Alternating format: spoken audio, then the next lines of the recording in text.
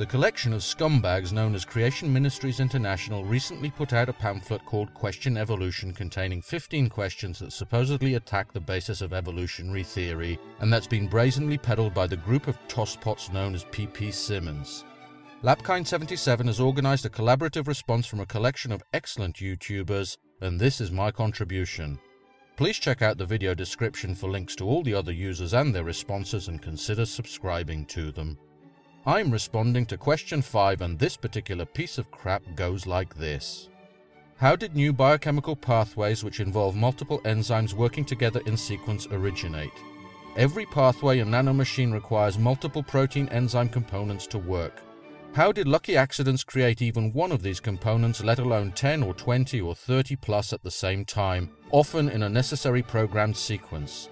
Evolutionary biochemist Franklin Harold wrote, "We must concede there are presently no detailed Darwinian accounts of the evolution of any biochemical or cellular system, only a variety of wishful speculations."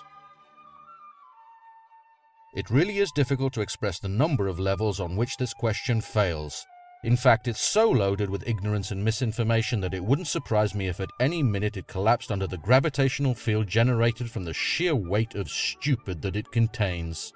Of course, none of this comes as a shock, since the question originates in part from the despicable YouTubers known as PP Simmons, who I've demonstrated time and time again in previous videos are nothing but dishonest, dishonorable purveyors of vile and disgusting lies. The fact that these con artists are now teamed up with the equally reptilian group known as Creation Ministries International to produce this pamphlet of extra glossy toilet paper perhaps explains its unusually intense concentration of crap.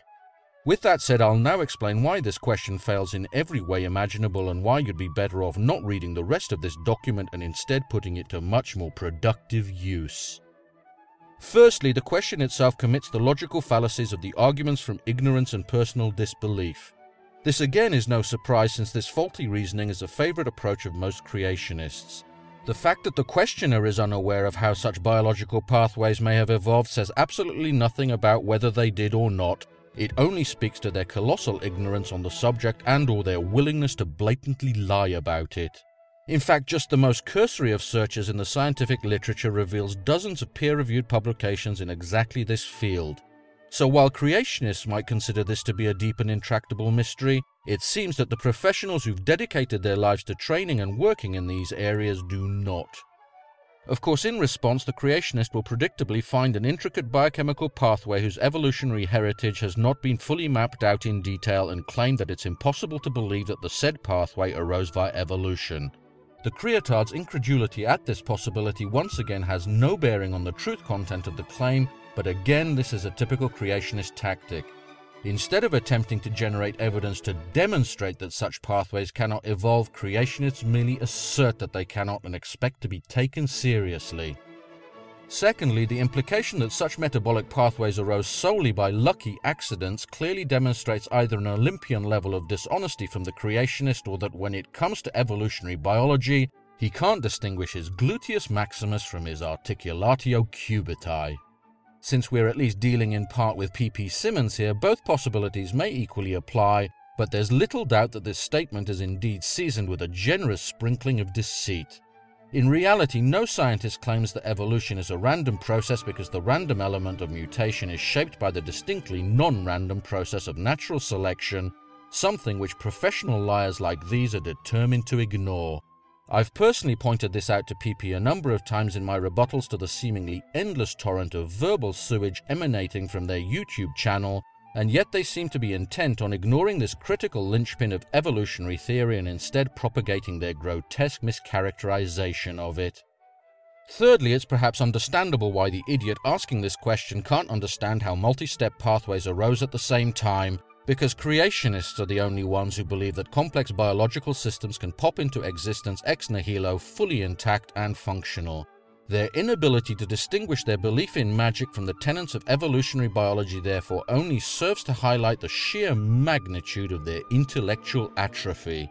Of course, such systems didn't appear fully formed, but evolved gradually by discrete steps that built on pre-existing metabolic functions to provide competitive advantages to their organisms.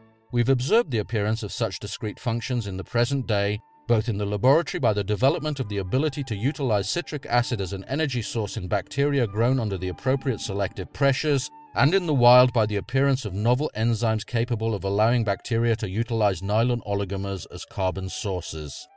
Furthermore, in the latter case, this evolution has not only been replicated in the laboratory, but two new and distinct nylonase enzymes have been identified in one bacterium in the wild, therefore clearly showing the evolution of a two-step pathway in barely one human lifetime. With such demonstrable and empirical evidence in hand, how big a leap is it really to imagine the evolution of more complex pathways over periods measured in billions of years? Fourthly, this argument also hints that evolution of sequential pathways is impossible because such systems are irreducibly complex. This argument completely ignores the fact that irreducible complexity is a description of the current state of a given biological system and not its evolutionary heritage. For example, consider a cell that requires two compounds A and B from its environment to survive. A new function arises that allows the cell to convert A to B, and since A is abundant and B is not, the cell gains a competitive advantage and the function is propagated in future generations. Imagine now that the cell loses the function to take up B. Since it can still produce B from A, the loss of function mutation is silent and may eventually become fixed in the population due to genetic drift. At this point, the metabolic pathway of A to B becomes irreducibly complex, but of course has not always been so. These concepts aren't very difficult to understand, and yet creationists absolutely refuse to recognize or acknowledge their existence, and instead insist on building their ludicrous straw men and attacking weaknesses in evolutionary theory that simply aren't there. Because at the end of the day, they're simply not interested in the truth, only in affirming their own pre-established and absolutely immovable position. Finally, if you happen to be a creationist with a genuinely open mind or someone who's undecided on the matter, I'd like you to consider the quote from Franklin Harold given at the end of this passage. While at face value it does indeed seem damning, notice that it begins with a lowercase w and yet doesn't indicate any preceding text with an ellipsis.